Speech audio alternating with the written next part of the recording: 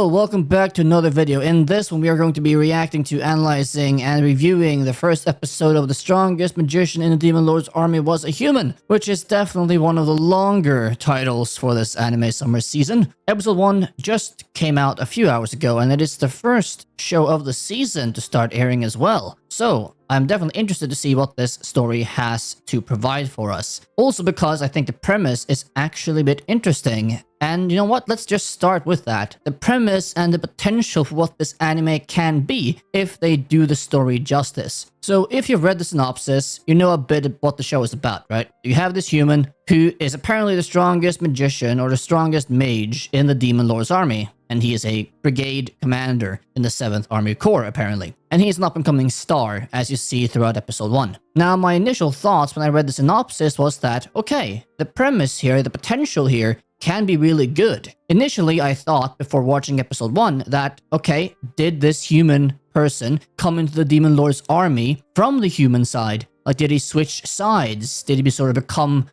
part of the enemy because of something that happened with the human side of things, or some other slight that caused him to have this change? Kind of sadly, we find out that no, he was just sort of raised by this mage demon, and that's how he came to be on the demon side, which kind of blunted my initial impression of how good the premise and potential of this show could be. But I still hold out hope that we can get a lot of good story from this anime this season. To me, the premise and the most potential in this show will be how our main character, Ike, navigates his circumstances, how he has to keep himself in hiding from being discovered, how he navigates this world being part of the Demon Lord army but being human, how his human emotions might contrast with those of the actual demons in the Demon Lord's army, and what potentially harder choices he might have to make, and which side he might, want to be part of eventually, and the potential array of moral quandaries he might have to deal with over time.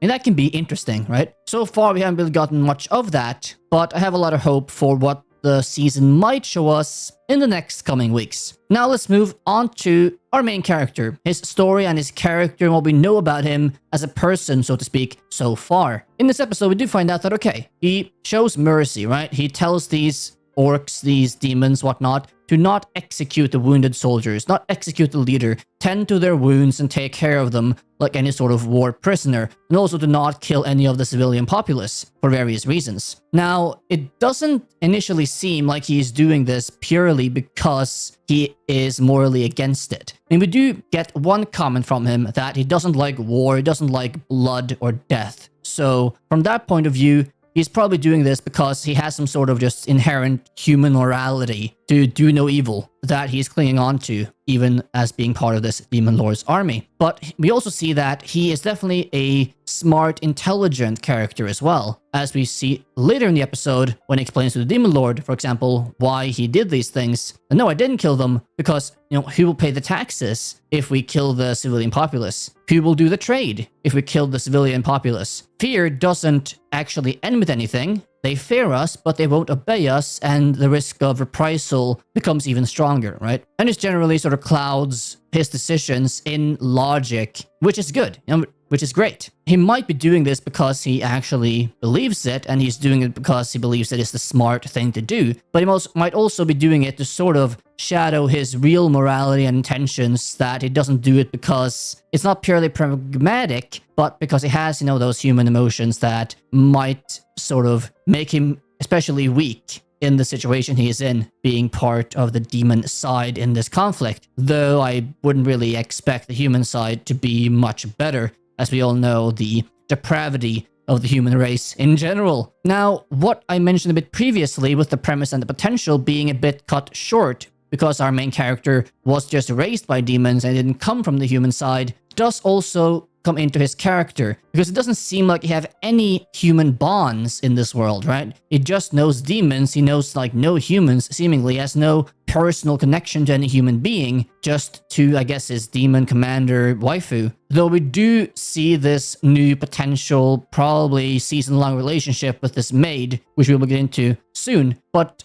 it doesn't really seem to have any real connection to the human side of things, which I thought was a bit sad, because I thought and think we might be missing out on a lot of potential, conflict, like inner conflict with that, right? But it's fine, we can't get everything we want. It is what it is. Now, based on title, he is supposed to be the strongest magician. I assume he is already that, based on how he deals with the golem that this boss, commander, waifu sort of throws at him in the episode, and also just how the title is described, right? But I assume that the demon lord, who is displayed to be very powerful in this episode, is still more powerful than him, but in magic specifically, he is the strongest. But he is not a just no-brain, overpowered main character, at least not right now, which is good. I don't need that at this time in this anime, TBH. Now, quickly before we go into the other characters who got introduced to this episode, if you are enjoying this video, getting the value out of it or anything else, and want to see me cover more of this or other anime this season, please remember to like and subscribe. It greatly helps me out and the channel out, and I thank you deeply for any support you choose to give. Now, we only really get introduced to 3 other characters of note this episode. I guess technically the sort of second-in-command orc person that is over the moon with Ike, but the main characters that are actually characters we get introduced to is, first of all, the commander waifu, the mage waifu, the Lady Sephiro being the 7th commander, or the commander of the 7th corps of the demon army. Initially, I thought this was Ike, our main character, but no, he is just a brigadier commander, so I assume he's sort of second in command, or he is sort of tied to be second in command with the other brigadier commanders of this 7th unit in the army. And she's apparently the only other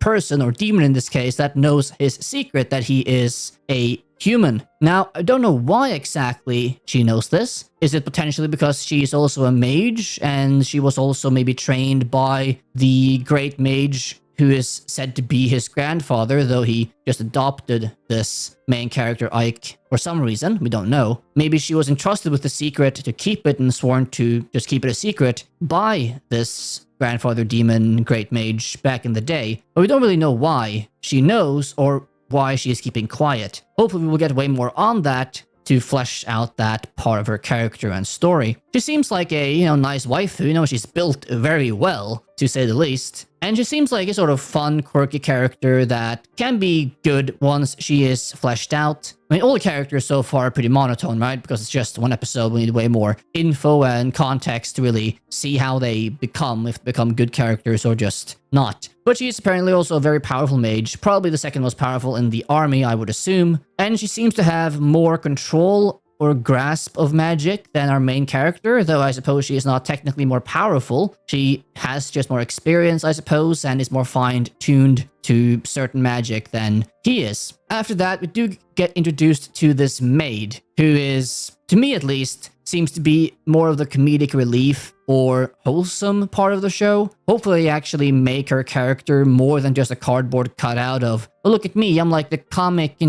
over-emoting maid that is also really wholesome and cute. I mean, if that's all she is this season, I'll be very disappointed. Hopefully you can actually get way more backstory of her and maybe put her in situations that will have to have her make hard choices, etc., etc. So hopefully she'll be more than just the cutesy comic relief maid. Oh, she also randomly just knows that he is a human because reasons, which we'll get into later in this video. Believe you me. And thirdly, we get introduced to the Demon Lord, who is a waifu. Yes, more waifus. Never a bad thing. Now, I do generally like how they introduced the Demon Lord in this episode, because you get our MC monologuing about this, sinister, powerful figure, and they display the Demon Lord as this massive sort of ogre-like man. But of course, when he actually sees the Demon Lord, he's like, what? It's just a girl? It's just a woman, right? They're clearly showing just the reputation that she has and how powerful she is said to be. And that also shows just in the interaction that she isn't overtly showing her power, but clearly she has a lot of power. You can just see how the interactions go between the main character and her, and how she acts and carries herself, that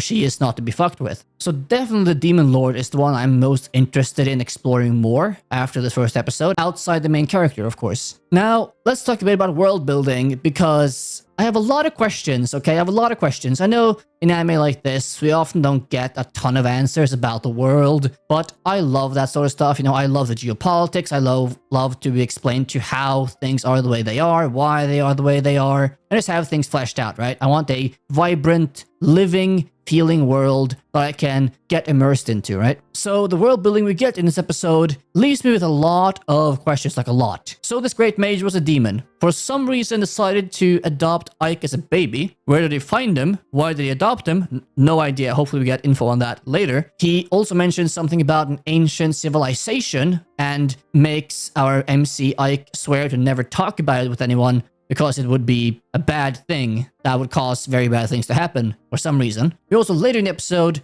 get Ike pondering to himself that it seems like this new demon lord also knows ancient civilization, and I assume that will be a relevant point later in the season. Now, the ancient civilization shtick itself, we know kind of nothing about. Like, okay, what does that really mean? So there was a powerful ancient civilization that sort of ended up going into myth and fantasy after being gone for a certain while, but the knowledge from that civilization can sort of upend this one. Not really sure yet, but it is somewhat intriguing, right? Hopefully we get breadcrumbs of that throughout the season and then get some satisfying answers by the end of it. Hopefully. Anyway, we also have to ask about this great mage. Like, how long has this war been going on? Because we only get the info that, okay, there's been this war between humans and demons, but how long has it been going on? Like, what are the geopolitics like? Has it just been like an unending war that's gone on for like centuries, or what? What are the human side like? Are there multiple countries? There's one country, just one sort of nation?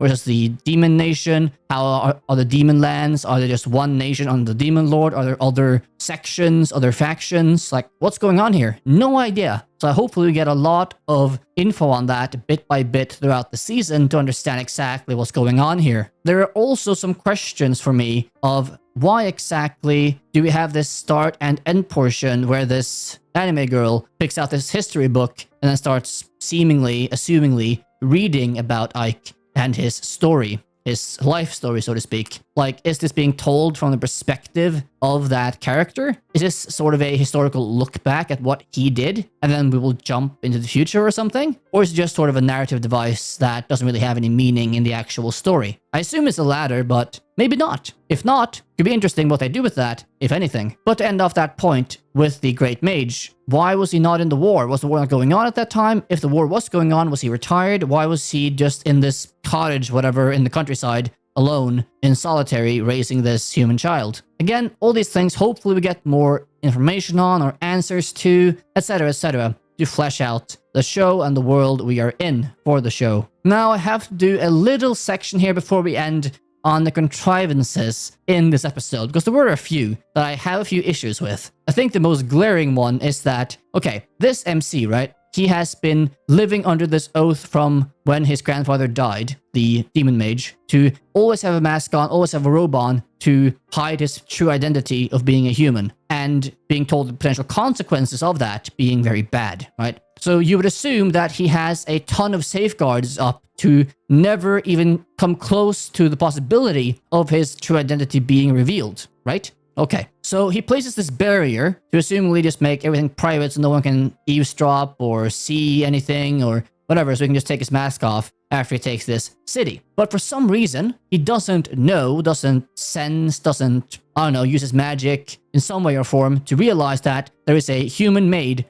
under the table, just hiding, before he literally sees her physically, and she sees him without his undead mask on. It's like, what? Really? Like, you just didn't realize. Like, this is like an important, pivotal part of your life to not be found out by anyone. And only one other person in the world knows your secret, yet you didn't realize there was a maid hiding under the table when you set this barrier here in this office. That to me is kind of, you know, contrived to get her into the story and planted as his maid, as we find out at the end of the episode. If there is not more to that, and that's just how things start with the maid to be added into the story, I will have a few issues with that just from a narrative standpoint, right? But okay, fine, I guess. I will be fine overlooking a few things like that, but let's not make it a recurring theme, okay, anime? Thank you. Also, with the maid later in the episode, why does the maid know he is a human, right? Why is that an automatic assumption? Like the demon general waifu, Sephira, whatever her name was, the commander of the 7th Corps, right? She is a demon mage, but she looks human. On the outside, she looks totally human, right? She doesn't have any horns or anything else as far as I remember. Maybe I'm just blind. But she looks totally human, like a human waifu. But even if our main character just looks like a human husbando, why is he automatically a human? Like, why would she automatically know that? She doesn't even have any special powers, right? She's just a slave maid. Like, that, I feel that assumption is a bit too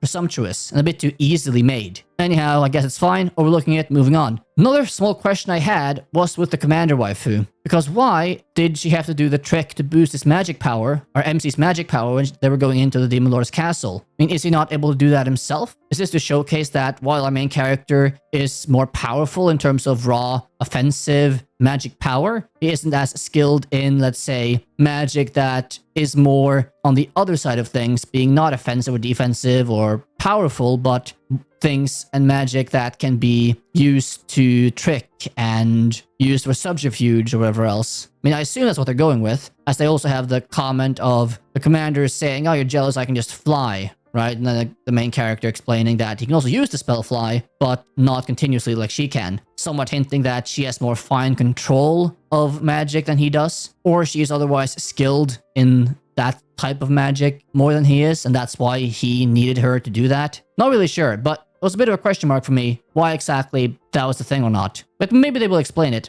Anyway, overall though, not to make this video hours long, my end thoughts on episode 1 are pretty simple. Like, I can see potential here. You know, I think the story can be decently good, though my max potential premise before going into episode 1 might be slightly diminished because he doesn't have that sort of human past and how that might contrast moving forward. I still think there is potential for interesting characters here and interesting character clashes and interesting stories and narratives to be told, especially sort of covering morality of his decisions, him being sort of pulled in multiple directions, playing for the enemy side or the demon side, so to speak, while also having sort of human morality, human humility, and how that might sort of drag him into multiple areas, and how that might drag him into multiple areas over the course of the season, and the potential decisions he might have to make. But if it ends up just being sort of a, I'm the main character, and I'm just gonna sort of manage cities and use armies and get lots of results for the Demon Lord sort of anime, and we don't get any deeper narrative than that, then that'll be a big disappointment.